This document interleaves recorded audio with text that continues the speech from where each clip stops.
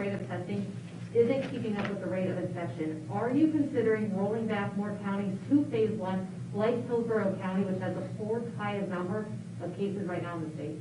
Well, so I don't think that that's actually true. I mean, when you look at the percent positive, obviously, if you're retesting, those are not ones that really should be. So if you look, 7-9 was 12.7, then 12.6, 11.2, 11.5. We did have 15. On the 13th, we had more than 18% that day.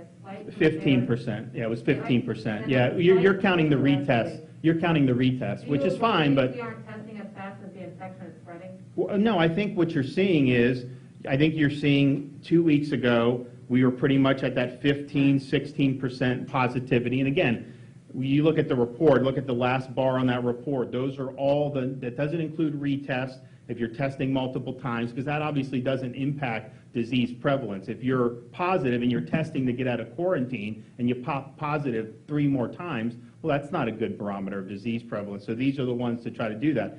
So we were in the 15 all the way up to 18, and then what we've seen in the last 4 or 5 days has been more in the 11 to 13. We did have one day at 15. So I think at a minimum, that's a stabilization. You know, we obviously would like to see, I think if you take out Miami-Dade and Broward, you know, you do see a gap for the rest of the state. You know, Miami-Dade has been, you know, about 20%, you know, have been positive very consistently. It's obviously an issue. I was down there meeting with all the local officials. You know, we want to, you know, work with them as best we can. But there has been a stabilization on the percent positive. It is a little bit lower this week than it was last week. Obviously, you know, we had all of May and the beginning of June, we were under 5%. And that's where we want to be. I think we'll get there, but it's going to take more work going forward. I would also say that, you know, the percent positive is important. If you look, I mean, we had 116,000 test results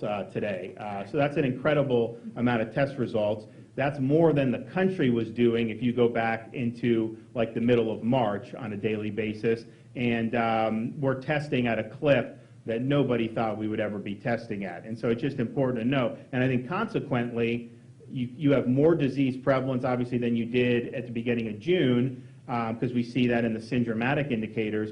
But at the same time, we are capturing a higher percentage of the infections. You go back in March, you had to be symptomatic and usually a certain age to get a test. So there were way more people who were actually infected who never even got tested. Now we have mass community-based testing regardless of symptoms. So I do think that we are capturing a larger share of the people who are actually infected. There's still more above and beyond that, but I don't think it was like at the beginning of April where for every one case, there were probably 10, 15, or 20 times as number of infections. And so I think that, and then if you also look at the syndromatic indicators, the ED visits to ED for COVID-like illness, you know, we've seen that decline over the past week, and pretty considerable decline. So that's a good sign as well.